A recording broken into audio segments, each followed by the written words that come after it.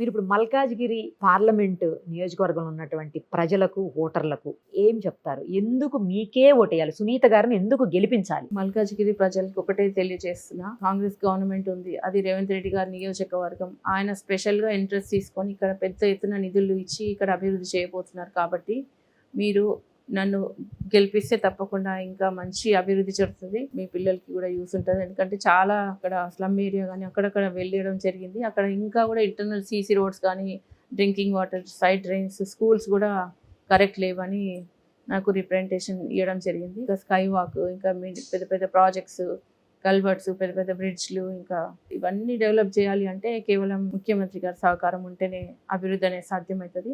అందరూ ఈ విషయం గమనించి మీరు అత్యధిక మెజార్టీ ఇచ్చి నన్ను ఒక మహిళగా గెలిపిస్తే నేను కూడా ప్రశ్నించే గొంతులాగా మీకు కూడా ఏ సమస్యలు ఉన్నా కూడా ప్రభుత్వ దృష్టికి తీసుకెళ్ళి మీకు అండగా ఉంటానని తెలియజేస్తున్నాను.